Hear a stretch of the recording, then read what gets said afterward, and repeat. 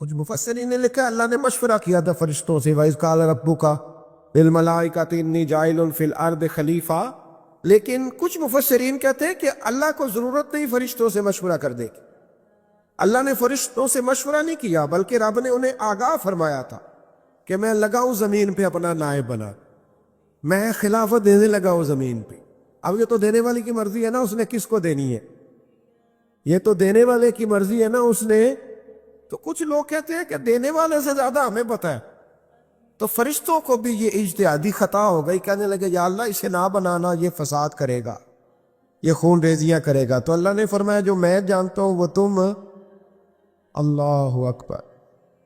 امام راضی فرماتے جب رمضان آتا ہے تو اللہ فرشتوں سے کہتا ہے ذرا یہ کھول کے دروازے دیکھو نا یہ زمین پہ کیا کر رہے ہیں، تم تو کہتے تھے فساد کریں گے اور یہ سارے تراویح بڑھ رہے ہیں، تم تو گویا کہتے تھے فساد کریں گے اور یہ تو دیکھو گویا رمضان کے روزے رکھ رہے، یہ تو میری یاد میں نکلے ہوئے، تم کچھ کہتے تھے اور دیکھو میں نے تمہیں کہا تھا نا جو میں جانتا ہوں وہ تم۔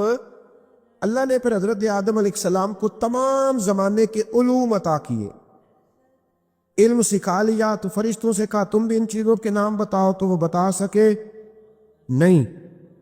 اللہ نے فرمایا اب اس طرح کرو آدم کو سجدہ کرو، سب نے سجدہ کیا سوائے، وہ کہنے لگا یا اللہ صرف تجھے ہی کرنا ہے، کرنا بھی صرف اللہ کو چاہیے، پر رب کے آگے بھی جھکنا چاہیے، اور جس کے سامنے رب جھکائے نا وہاں بھی، اور یہ جو عاجزی ہے نا، یہ جو جھکنا ہے یہ علم کے آگے ہے۔ ہماری مصیبت یہ ہے کہ ہم علم کے آگے بھی گردن جھکانے کو تیار نہیں ہوتے، وہاں بھی ہم خود عالم فاضل بن جاتے۔ تو فرمایا کہ سب سے کہا سجدہ کرو، سب نے سجدہ کیا سوائے ابلیس کے، تو پھر ہوا کیا وَكَانَ مِنَ الْكَافِرِينَ، وہ کافروں میں سے ہو گیا۔ پھر اللہ نے حضرت آدم کو اور جناب حوا کو نا مقام دے دیا جنت میں رہنے کے لیے، اور کہا سارا کچھ کھانا، درخت کے قریب نہ جانا، فطرت ہے نا انسان کی، وہ جستجو کرتا ہے، کہا اس درخت کے پاس نہ جانا۔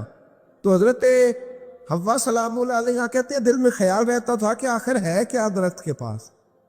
یہی انسان کا عقیدہ توحید ہے کہ جہاں سے رب منع کر دے وہاں وہ منع ہو جائے، اور یہ ان کی خطا نہیں تھی، یہ اللہ کی حکمت تھی، چونکہ رب نے تو پہلے کہہ دیا تھا بنایا ہی زمین کے لیے، تو یہ تو سارا کچھ ہونا تھا تو زمین پہ آنا تھا نا۔ تو حضرت حوا اور جناب آدم کے پاس شیطان آیا، اس کو نکال تو دیا تھا پر ابھی اس کا جنت میں آنا جانا بند نہیں ہوا تھا، یہ بھی اللہ کی حکمت تھی۔ تو وہ کہنے لگا تمہیں پتہ ہے بعد میں مر جاؤ گے، تو حضرت حوا کہنے لگی کیا موت بھی آئے گی؟ کہاں، اس کی تکلیف بھی بڑی ہوگی، تو پھر بچیں گے کیسے؟ تو کہنے لگے پھل کھا لو اس درخت کا، تو بچنے کے لیے پھل کھایا تھا۔ حضرت عیسیٰ علیہ السلام ایک دن پڑھ رہے تھے انجیل، تو آپ نے نبی پاک کا تذکرہ پڑھا، اس سانپ نے سن لیا، تو حضرت عیسیٰ سے کہنے لگا حضور یہ بتائیں کہ وہ نبی پاک ملیں گے کہاں؟ تو حضرت عیسیٰ فرمانے لگے کہ مکے میں آئیں گے اور مدینے میں رہیں گے۔ تو کہا ملاقات کیسے ہو سکتی ہے؟ فرمایا چلا جا مکے۔ تو وہ سانپ 600 سال غار ثور میں، اس نے 70 جگہ پہ سوراخ کیے۔ کتنے سال بیٹھا رہا؟ بول کے بتائیے، آپ 6 گھنٹے بیٹھ کے دکھائیں، سوال ہی نہیں پیدا ہوتا۔ ہم بڑے کمزور ہو گئے، ہمارے لیے معاملہ بڑا اور طرح کا ہے، ہماری مرضی کا کوئی بات کرے تو ہم اس سے راضی ہیں۔ 600 سال وہ سانپ بیٹھا رہا، 600 سال، اور 70 اس نے سوراخ کیے غار ثور میں، لیکن وہ بھی عاشق تھا نا۔ اور یہاں معاملہ یہ تھا کہ ابوبکر صدیق دعا مانگ کے گئے تھے کہ میں نے کسی کو موقع نہیں دینا، ایک میں ہوں گا دوسرا میرا یار ہوگا۔ وہ غار ثور کی تو لذت یہ والی تھی، ایک میں ایک میرے محبوب، اس نے 70 سوراخ کیے ہوئے تھے۔ جناب ابوبکر صدیق نے کہا حضور آپ ٹھہریں، میں ذرا بھی آیا صفائی کر کے۔ تو نبی کریم علیہ السلام رکے، تو حضرت ابوبکر صدیق نے کہیں پگڑی پھاڑ کے رکھی، کہیں چادر پھاڑ کے رکھی، اتنے سوراخ بند کیے تو جو ایک رہ گیا وہاں ایڑی رکھ دی۔ تو اب وہ سانپ بھی شکوہ کرنے لگا کہ یار تو بھی کوئی نرالا ہی عاشق ہے کہ میں نے تو کسر ہی کوئی نہیں چھوڑی تھی، 70 سوراخ کیے تھے اور تو نے بھی کمال ہی کر دی ہے، یہ سارے ہی بند کر دیے، جو بچ گیا اس پہ ایڑی رکھ دی۔ اس نے پتہ نہیں کتنے ڈنگ مارے۔ سانپ کا جب ڈنگ لگتا ہے تو وجود میں بہت زیادہ گرمی پیدا ہوتی۔ حضرت ابوبکر صدیق کے بارے میں ہمارے شارحین نے لکھا روئے نہیں، وجود اتنا گرم ہوا کہ آنسو ٹپک پڑے۔ نبی کریم صلی اللہ علیہ وسلم نے فرمایا ہٹا نا ذرا پیر، پھر انہوں نے ہٹایا تو میرے مصطفیٰ میں لعاب دہن لگایا۔ حضرت ابراہیم ابن ادہم رحمت اللہ علیہ بادشاہ وقت تھے، اللہ سے بڑا پیار تھا۔ رات کو بستر پہ لیٹتے تو دل کرتا میرے اندر بھی اللہ ایسی صلاحیت پیدا کرے کہ میں بولوں تو میرا رب مان جائے، میں بات کروں تو میرا رب میری اس بات کا بھرم رکھے۔ دل میں خیال آتا تھا، لیکن تھے تو بادشاہ نرم نرم بستروں پہ سوتے تھے۔ ایک دن سوئے ہوئے تھے، چھت پہ کسی کے چلنے کی آہٹ محسوس ہوئی۔ بادشاہ کی چھت پہ بغیر اجازت کون گیا؟ کون ہے چھت پہ؟ تو جب مالک کسی کو قریب بلانا چاہتا ہے تو سبب بھی پیدا فرمائی دیتا ہے۔ وہ بندہ تھا کہ فرشتہ تھا، وہ انسان تھا یا اللہ کا پیغامبر تھا؟ اوپر سے بولا، کہنے لگا میرا اونٹ گم ہو گیا ہے، آپ کی چھت سے تلاش کر رہا ہوں۔ میرا بولیے گا، میرا اونٹ گم ہو گیا ہے، آپ کی چھت سے تلاش کر رہا ہوں۔ حضرت ابراہیم ابن ادم کہنے لگے بڑا بیوقوف ہے، بھلا اونٹ کا چھت پہ کیا کام؟ تو وہ اوپر سے آواز دے کے کہنے لگا آپ بھی بڑے بیوقوف ہیں، نرم نرم بستروں پہ خدا کی یاری کا کیا کام؟ نرم بستر بھی ہو، آرام بھی ہو، رب بھی ملے۔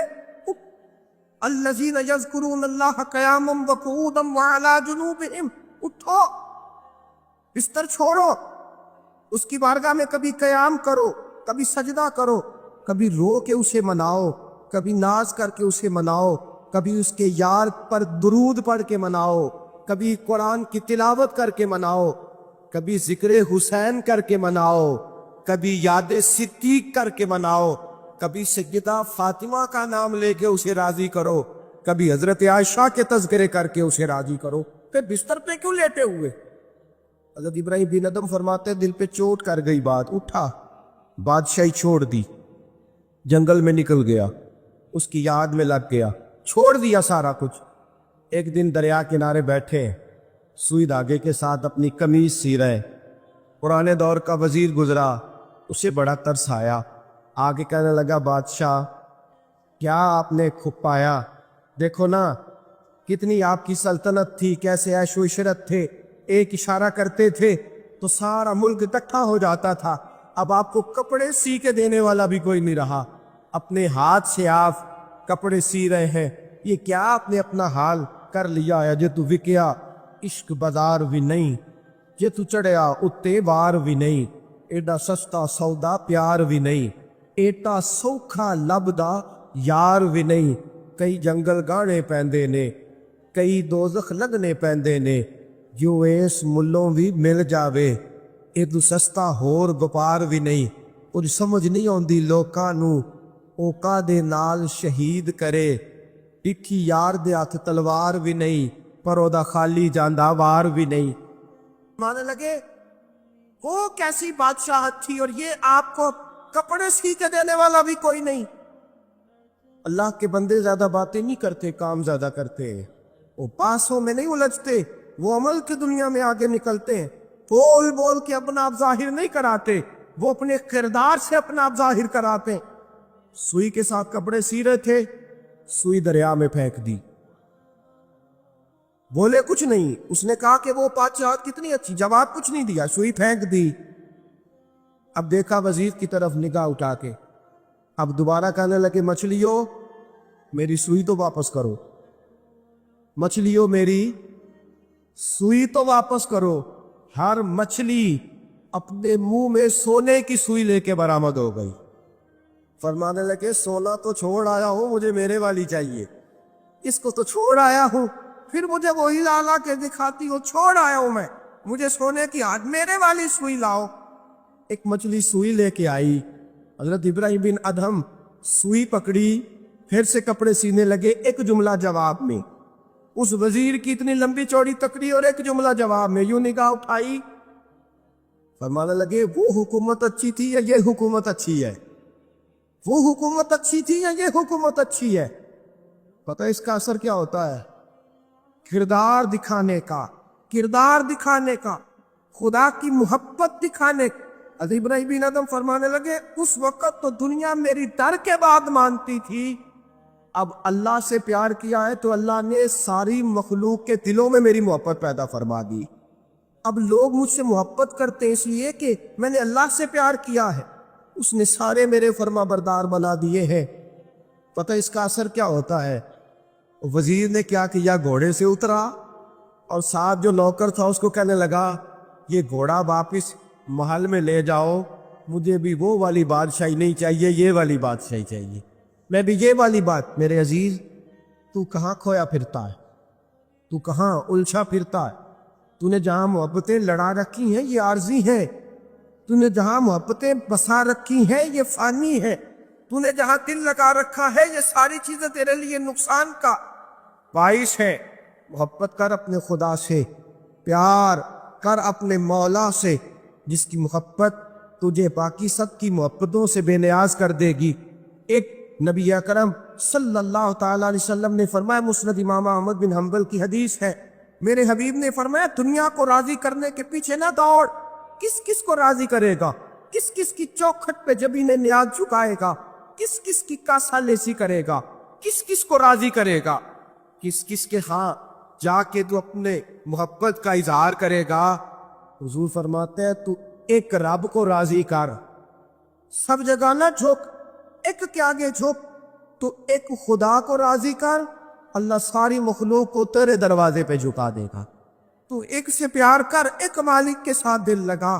ایک تو یہ ہے کہ آپ لوگوں سے معافی لے، معافی مانگے۔ ہمارے ہاں نا معافی کا مزاج قبول کریں، جب کوئی بندہ معافی طلب کرے تو معافی، ہمارے ہاں معافی مانگنے کا رواج میں آپ یقین کریں سرے سے ہے ہی نہیں، بلکہ الٹا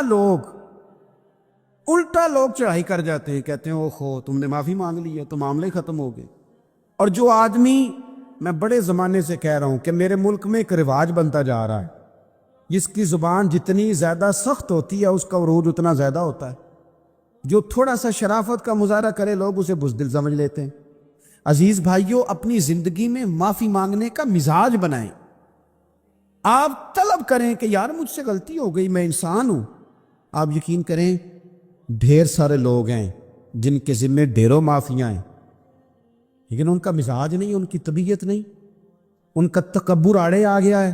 اور میرے نبی پاک صلی اللہ تعالیٰ علیہ وآلہ وسلم نے فرمایا تھا یہیں بدلہ دے دو، کسی کا دینا ہے تو یہیں معافی لے لو، یہیں، ورنہ فرمایا یاد رکھنا قیامت کے دن تو اس طرح ہوگا کہ اگر سینگ والی بکری نے بغیر سینگ والی بکری کو مارا ہوگا اسے بھی قیامت میں بدلہ دینا پڑے گا۔ یہی معافی تلافی لے لو، یہی۔ تو ہمارے ہاں مزاج نہیں، مزاج بنائے نا آپ، معافی کا مزاج بنائیں۔ رسمی ویسے معافیاں مانگتے ہیں، حج پہ جا رہا ہوں بھئی اگر کوئی ہو گئی تو معاف کر دینا، یہ تو رسم ہے، تو بڑی دنیا ادا کرتی۔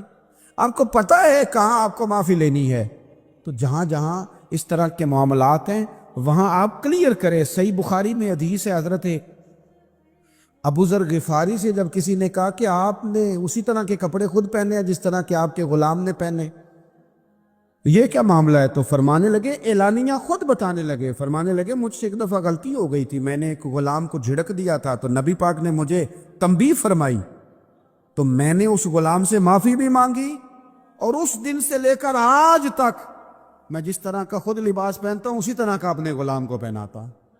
تو وہ خود بیان کر رہے ہیں، وہ لوگ اظہار کر رہے ہیں کہ ہم نے یہاں نبی پاک علیہ الصلوۃ والسلام کے تنبیہ کرنے پر ہم نے اپنے غلام سے، خادم سے یا کسی غلام سے معافی مانگی۔ تو معافی مانگنے سے بندے کا قد کبھی چھوٹا ہوتا ہے؟ میرے نبی پاک علیہ السلام نے فرمایا جو معافی مانگ لے اللہ تو اس کی عزت میں اضافہ کر دیا کرتا ہے۔ تو اس لیے ایک تو جہاں یہ معاملہ ہے وہاں، اور دوسری جو آیت میں نے تلاوت کی اس میں اللہ کہتا ہے کہ غصہ پی بھی جاؤ، معافی مانگو بھی اور معاف کر بھی دو۔ والکاظمین الغیظ والعافین عن الناس، فرمایا وہ لوگ جو غصہ پی جاتے ہیں اور لوگوں سے درگزر کرتے ہیں، لوگوں سے درگزر کرتے ہیں۔ واللہ یحب المحسنین، اللہ ان احسان کرنے والوں سے محبت فرماتا ہے، ان سے اللہ پیار کرتا ہے۔ تو رب فرماتا ہے جو غصہ پی جاتے ہیں والعافین عن الناس، اور لوگوں سے درگزر کرتے ہیں، ایک تو معافی مانگے اور دوسرا معاف کر بھی دے۔ اگر دل میں کوئی بات ہو تو معاف، ہر روز لوگوں کو معاف کر کے سویا کریں، پہلے تو اس طرح کا کوئی کام ہی نہ کریں۔ ایک شخص نے جملہ کہا تھا، لکھا تھا، کمال لکھا تھا، اس نے کہا تھا کبھی ایسا کوئی کام نہ کرنا کہ کوئی تمہاری وجہ سے جا کے رب کے سامنے رونا شروع کر دی۔ ایسا کوئی کام نہ کرنا کہ کوئی بندہ تمہاری شکایتیں اللہ رسول کو لگائے، اس طرح کا کبھی کام نہ کرو کہ وہ تڑپ اٹھے اور کہے اب تمہارا شکوہ میں نے وہیں کرنا ہے۔ کچھ لوگوں کی شکایتیں کرنی پڑتی ہیں، اللہ رسول کی بارگاہ میں بھی، اپنے مشائخ کی بارگاہ میں کر دیتے ہیں۔ بعض اوقات انسان وہ بے بسی کے عالم میں کرے یا بہت زیادہ تکلیف اسے سہنی پڑے تو تب کرے، ہو جاتا ہے۔ تو ایک تو ایسا کریں نا، اور کوشش کریں لوگوں کو معاف کر دیں، اپنے دل سے چیزیں نکال دیں۔ دو لوگ بیٹھے تھے نا حرم مکہ میں، ایک صاحب کہہ رہے تھے کہ میرے اوپر بدر میں جو قتل ہو گئے کفار، ان کا ذکر چل رہا تھا، تو دونوں گفتگو کر رہے تھے، بدر میں ہمارے اتنے لوگ مسلمانوں نے مار دیے۔ تو ایک ان میں کہنے لگے کہ اگر میرے اوپر قرض نہ ہوتا اور میرے چھوٹے چھوٹے بچے نہ ہوتے تو میں تو تلوار لے کے جاتا اور مدینہ شریف جا کے معاذ اللہ بدلہ لے آتا۔ دوسرا کہنے لگا میں دیتا ہوں نا تیرے بچوں کا خرچہ بھی، اور میں تیرا قرضہ بھی اتارتا ہوں، تو جا۔ اس نے کہا پکی بات ہے؟ کہا ہاں، قرضہ بھی میں اتار دوں گا، تیرے بچوں کا خرچ بھی اٹھاؤں گا، تو جا۔ اس نے خنجر تیار کیا، تلوار تیار کی، گھوڑے پہ بیٹھا، گلے میں وہ تلوار اس نے اپنے ڈالی اور مدینہ شریف آ گیا۔ اتفاق کی بات یہ کہ ملاقات حضرت عمر سے ہوئی۔ جناب عمر کہنے لگے مجھے تیری نیت ٹھیک نہیں لگتی، پکڑا کدھر آئے ہو؟ کہنے لگا میں تو بدر کے قیدیوں کے بارے میں بات کرنے ہیں۔ فرمایا تلوار لے کے چل تجھے حضور کے پاس لے کے جاتا ہوں۔ نبی کریم کی بارگاہ میں لے گئے تو حضور فرمانے لگے کیسے آئے ہو؟ کیسے آنا ہوا؟ کہنے لگے جی میں تو بدر کے جو قیدی آپ کے پاس ہیں ان کی بات کرنے آیا تھا۔ تو حضور فرمانے لگے چل پھر باقی کی میں سناؤں۔ ہمارے چینل کو لائک کریں، سبسکرائب کریں، اور مزید ہمیں کمنٹ سیکشن میں بتائیں کہ آپ کس طرح کی ویڈیوز دیکھنا پسند کرتے ہیں۔ جزاک اللہ۔ خیال آیا مسلمان نیک و بد پہچان جاتے ہیں، محمد آدمی کے دل کی باتیں جان جاتے ہیں صلی اللہ تعالی علیہ وسلم۔ فرمایا میں سناؤں؟ حضور کیا؟ فرمایا تم اور فلاں بن فلاں وہاں بیٹھے ہوئے تھے نا حرم مکہ میں فلاں پہاڑ کے ساتھ ٹیک لگا کے، اور تم نے یہ کہا تھا نا کہ قرضہ نہ ہوتا، بچے چھوٹے نہ ہوتے تو بدر کے مقتولین کا میں بدلہ لیتا۔ یہ سارا کچھ طے کر کے پھر آئے ہو تلوار لے کے، اور یہاں کہتے ہو میں قیدیوں کے بارے میں بات کرنے آیا تھا۔ اس کے تو پسینے چھوٹ گئے، وہ تو بے حال ہو گیا۔ اس نے کہا اس کا تو سوائے اس کے اور میرے کسی کو نہیں پتا، اور اگر آپ کو پتا چل گیا ہے تو پھر آپ اللہ کے سچے رسول ہیں۔ تو حضور اگر آپ کو پتا چل گیا ہے کہ میں قتل کرنے کے ارادے سے آیا ہوں، میں معاذ اللہ بدلہ لینے آیا ہوں، اللہ کرے آپ کو سمجھ آئے میری بات کی۔ یعنی ایک تو یہ ہے کہ بندہ وہ پکڑا گیا ہے، اور ایک یہ کہ کسی کو پتہ چل گیا ہے کہ یہ اس کام آیا ہے۔ پھر لوگ جب معافی دیتے ہیں تو بڑی کہانیاں سنا کے دیتے ہیں، ایسے نہیں دیتے۔ حضور اب آپ کو پتہ چل گیا ہے تو کیا کریں گے؟ تو حضور فرمانے لگے تو بتانا تیرے ساتھ کیا کریں۔ اس نے کہا کہ میں نے سنا ہے آپ معاف بڑا کر دیتے ہیں۔ یعنی یہ گھر سے کوئی پیار کرنے نہیں آیا، پھولوں کا گلدستہ لے کے نہیں آیا، تلوار لے کے آیا ہے، لیکن یہ میرے محبوب کا حوصلہ ہے، اور آیا بھی عین مسلمانوں کے بیچ ہے، جو چاہیں اس کے ساتھ کر سکتے ہیں۔ اس نے کہا معاف کر دیں، تو حضور نے فرمایا جا میں نے معاف کیا۔ حضور نے معاف کیا۔ وہ کہتا ہے حضور معاف کر رہے تھے اور رب میرے دل میں ایمان کو تازگی عطا فرما رہا تھا۔ حضور نے معاف کیا اور میں نے کلمہ پڑھنا شروع کر دیا۔ ہم معافی نہیں دیتے، کبھی کبھی صلح تو کر لیتے ہیں، صلح ہو جاتی ہے، پنچایت میں صلح ہو گئی، پھر لڑائی ہوئی، پھر بات شروع سے شروع ہو گئی، کیونکہ ہم نے معافی، پھر وہ بات شروع ہو گئی 1955 سے، تو وہ بھی آکھیا سی، تو اے بھی کیتا سی، وہ بننے والی گل یاد ہی، او بس کر یار، کچھ بھولیں بھی تو۔ بچے پتہ کیوں خوش رہتے ہیں؟ آپ کو پتہ ہے بچے کیوں خوش رہتے ہیں؟ بچوں کو بات بھول جاتی ہے، اس لیے بچے، اماں نے ادھر 2 تھپڑ مارے 3-4 منٹ پہلے، اور اگلے 5 منٹ میں اماں نے پھر ماتھے کا بوسہ لیا تو بھول گئی بات۔ اللہ کرے کوئی تھوڑے تھوڑے بچے بھی بن جائیں۔ یہ جو بہتے سیانے ہیں نا، ان کا بھی اللہ ہی حافظ ہے، عقل زیادہ آ گئی ہے نا، اس لیے اقبال جیسے لوگوں نے کہا تھا خرد کی گتھیاں سلجھا چکا ہوں، یا رب مجھے صاحب جنو کر دے، صاحب جنو کر دے، صاحب اللہ کوئی تھوڑا سا مجھے مجنون بھی بنا، یہ زیادہ عقل تو کسی کام کی رہی نہیں، پاگل کر دی، پاگل کر دی۔ بہت سارے لوگ ایسے زیادہ سمجھدار ہوتے ہیں، لہذا معافی دینے کو تیار ہے، معافی دیں۔ جب کوئی معافی کا مطالبہ کرے تو اسے معافی۔ سب سے مشکل کام ہوتا ہے لمبی لسٹ والے دشمن کو معاف کرنا۔ لسٹ جس کی لمبی ہو نا غلطیوں کی، ایک آدھ غلطی تو معافی ہو جاتی ہے۔ کچھ لوگوں کی لسٹ بھی بڑے کچھ عادی مجرم بھی ہوتے ہیں، لسٹ لمبی ہوتی ہے، ان کو معافی دینا بھی تھوڑا سا مشکل ہوتا ہے۔ لیکن کمال بھی یہ ہے کہ جس کی لسٹ لمبی ہو اسے یک جنبش قلم بندہ معاف کر دے، کو چھٹی ہو گئی، جا تجھے معاف کیا۔ اور یہ ہمیں کیوں کرنا چاہیے کہ میرا رب بھی ایسے کرتا ہے، میرا رب بھی ایسے، وہ گنواتا تو نہیں نا، یہ بھی کیا، یہ بھی کیا، یہ بھی کیا۔ حضور فرماتے ہیں، ذرا سننا حدیث، حضور فرماتے ہیں کچھ لوگوں پہ اللہ کرم کی چادر ڈال کے نا قیامت والے دن، یہاں بھی اس نے پردہ رکھا تھا تو وہاں بھی کرم کی چادر ان پہ ڈلے گی، تو اللہ فرمائے گا یہ گناہ کیے تو چھوٹے چھوٹے گناہ اس کے گنوائے جائیں گے، یہ ورد۔ اب وہ ڈرے گا، چونکہ پتہ تے سارا ہے نا سردار نو کی تھی آندا، اب وہ ڈرے گا، چھوٹے چھوٹے گناہ اس کے گنو، تو اس کا خیال ہے بڑے بڑے بھی نہ سامنے آ جائیں، چھوٹی چھوٹی غلطیاں اس کی گنوائی جا رہی ہیں، جو ڈر رہا ہے، کانپ رہا ہے۔ قربان جائیں نبی پاک کے لفظوں، کچھ گلاں اجیاں نے قرآن پاک اجیاں نے، یہ نا میری دادی کہا کرتی تھی، میری اماں کہا کرتی تھی، اے کچھ کام اجائے نے، کچھ گلاں اجیاں نے کہ اتنے دل کردہ ہے صفحہ بند ہو جانا ہے تو معافی ہو جانی، یعنی ختم ہے یہ بات، اس سے آگے کسی نے سوال پوچھنا ہی نہیں۔ چھوٹے چھوٹے گناہوں کا اللہ تذکرہ فرمائے، یہ کیا، یہ کیا، یہ کیا، یا اللہ ہو گیا۔ اب بندہ ڈر رہا ہے کہ بڑے بڑے بھی سامنے آ جائیں گے، لیکن چھوٹے گناہوں پہ ہی فل سٹاپ لگا کے نا، تو رب فرمائے گا یہ جو تیرے گناہ ہیں نا، اس کے بدلے تجھے نیکیاں دی جا رہی ہیں، تو نے سچی توبہ کی تھی تو ان گناہوں کو بدل کے نیکیاں بنایا جا رہی ہیں۔ پہلے ڈر رہا تھا، حضور فرماتے ہیں، اب فٹافٹ بول پڑا، کہنے لگا یا اللہ میں نے تو بڑے بڑے بھی کیے ہیں، یعنی اگر چھوٹوں کی نیکیاں بن گئی ہے تو وہ پاپ کی طرح بڑے بڑے وہ میرے کدھر ہیں۔ کریم یہ بات کر رہے ہیں اور صحابہ رو رہے ہیں، میں نے تو بڑے بڑے بھی کیے ہیں، بڑے بڑے کدھر ہیں؟ اللہ تعالیٰ بندوں کو معاف فرماتا ہے، رب اپنے بندوں کو وہ معاف کرتا ہے۔ اگر اللہ معاف نہ کرے تو جتنے جرم ہمارے رب کو ہمارا پتہ ہے، بتاؤ سویرے روٹی ملے، سانس ملے، شعور قائم رہے، جب مالک اتنا معاف کرتا ہے تو ہم اس کے بندوں کو کیوں نہیں معاف کرتے؟ کر دے معاف۔ پکے لوگ کھڑے تھے، پکے دشمن کھڑے تھے فتح مکہ کے دن حضور کے سامنے، اور کچھ لوگ ایسے ہوتے ہیں جن سے امید نہیں ہوتی، اپنے ہوتے ہیں کہ یہ والا جملہ، اور بندہ کہتا ہے یار تجھے تو نہیں نہ کہنا چاہیے تھا، کوئی اور کہتا مجھے، کہتے ہیں یہ نہ سمجھے کہ لوگ کہتے نہیں، کہنے والے یہ بات ہی آپ چھوڑ دیں کہ کوئی آپ کو کچھ کہے گا نہیں، یہ چھوڑ دیں۔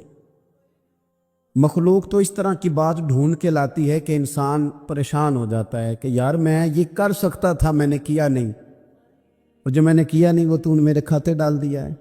ایسے لوگ سامنے کھڑے ہو گئے فتح مکہ کے دن کہ جن کے چہروں سے ان کی زیادتیاں عیاں ہو رہی تھیں، ان کے ظلم چھلک رہے تھے چہروں سے، حضور کے سامنے کھڑے ہیں، کانٹے بچھانے والے بھی، روڑے مارنے والے بھی، گلے میں رسیاں ڈال، سارے کھڑے ہیں۔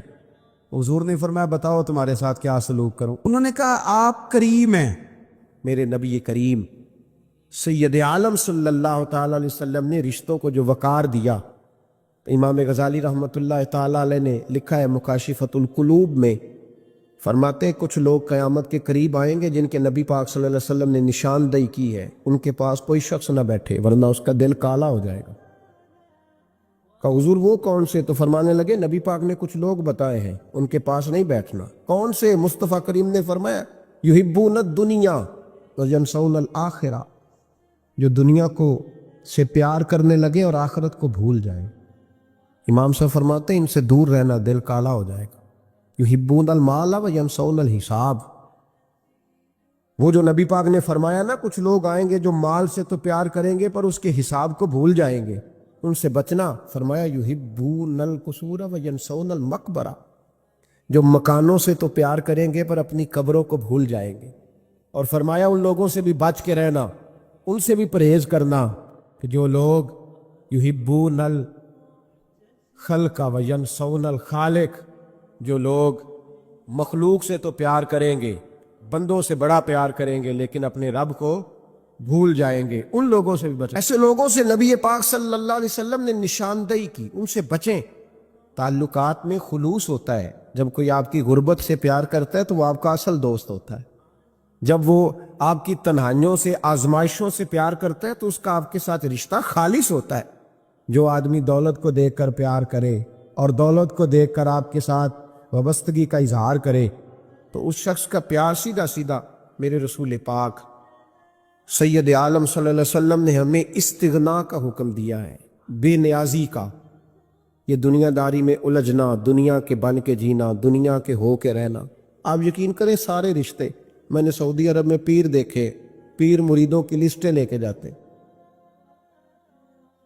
ان کو ٹیلی فون ہوتا ہے تمہارے پیر صاحب آ گئے، تم بھی پہنچ جاؤ. ٹھنڈی بوتلیں لے آنا آتی دفعہ. وہاں وزن اٹھایا نہیں جاتا واپسی پہ. ہمارے کئی سنگی ناراض ہو گئے، حضرت آپ آتے ہیں تو آپ بتاتے نہیں. تو میں کہتا ہوں یہاں بھی یہی کام کرنا ہے. ہم تو اپنے گناہوں کی معافی لینے آئے، تو ہم جس کام آئے ہمیں کرنے دو، کیوں الجھاتے ہو؟ وہاں جا کے بھی جہاں خالصتاً انسان کا رجوع اللہ کا وقت ہے، وہاں بھی وہی حالات پیدا ہو گئے. ہر طرف دنیا داری. اور یہ پیروں کی بات کرتا ہوں تو آپ بڑے مسکراتے ہیں. میں نے بڑے بڑے مفت خورے دیکھے ہیں، بڑے بڑے. یہ ہر طبقے میں ہوتے ہیں، ہر طبقے میں. ایک صاحب مجھے ایئرپورٹ پہ ملے، کہنے لگے جی کتنے دن رہا ہوں، ماشاءاللہ ایک دن بھی روٹی جیب سے نہیں کھائی. میں نے کہا بڑے کامیاب ہو کے آ رہے ہیں آپ، یہ تو بات باعث سے فخر ہے. جا کے کسی اخبار میں فوٹو چھپاؤ. کہنے لگے جی بڑے دوست، بڑے سنگی، بڑے بد، کوئی ادھر سے کوئی چیز لے کے آ رہا ہے ادھر سے. تو میں نے کہا یہ کوئی فخر والی بات ہے، کوئی بتانے والی بات ہے؟ تو اللہ کی بڑا ہے جی. بھئی مفت خوری کا مزاج اور توجہ رکھنا کہ اب اس سے مجھے کیا مل سکتا ہے، اور اگر کوئی نہیں لے کے آیا واپس گیا تو شکوہ کرنا، دیکھو چل کے آ گیا، اس کو خبر ہی نہیں کہ جاتے دفعہ چلو بندہ 6 بوتلیں لے جائے، کیا فرق پڑتا ہے. یہ کمزور ذہن ہے، یہ دنیا داری ہے، یہ نفس پرستی ہے، یہ پیسے کی غلامی ہے.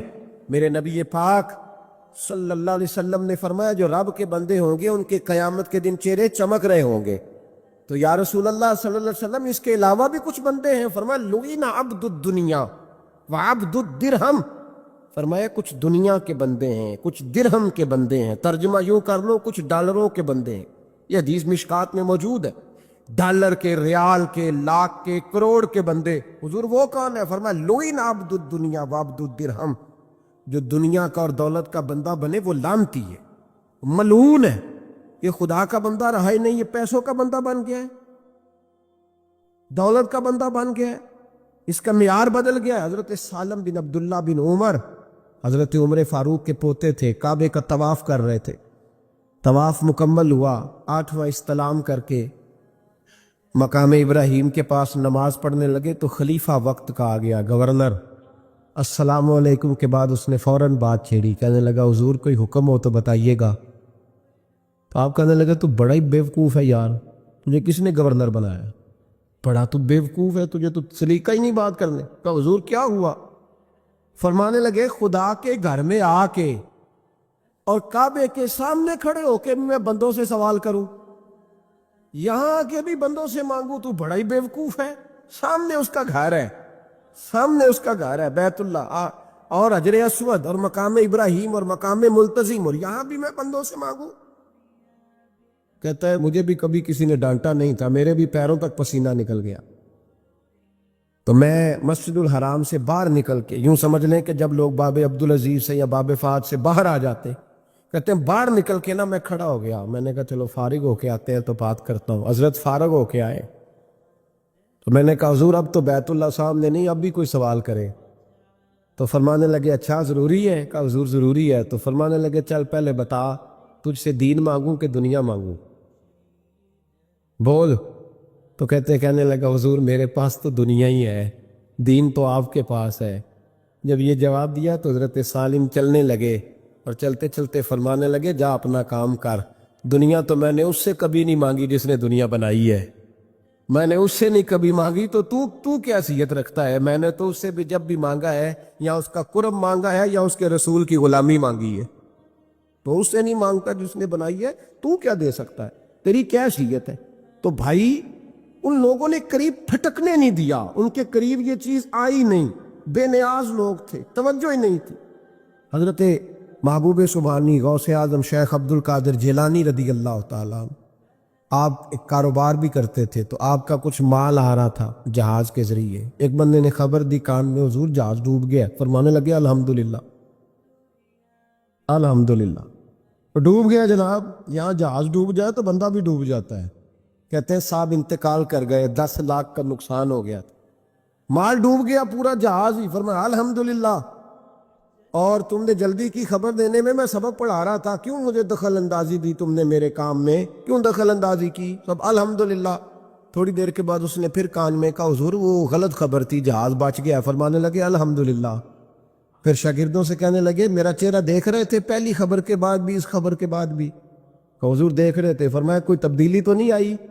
کہا حضور نہیں۔ فرمانے لگے شکر الحمدللہ، رب نے میرا دل دولت سے نہیں جوڑا، اپنی ذات کے ساتھ جوڑ کے رکھا ہوا ہے، تبدیلی تو نہیں آئی۔ یہاں تو ٹینشن ہی ٹینشن ہے، ڈپریشن ہی، اور بات کس کی ٹینشن ہے؟ پیسے کوئی نہیں، دولت کوئی نہیں، کوئی چکر چل جائے نا کبھی، اس سے بھی کبھی پوچھ جس کے پاس ہے، وہ تجھ سے زیادہ غریب ہے، اس سے کبھی پوچھ، وہ تجھ سے زیادہ آزمائش میں ہے۔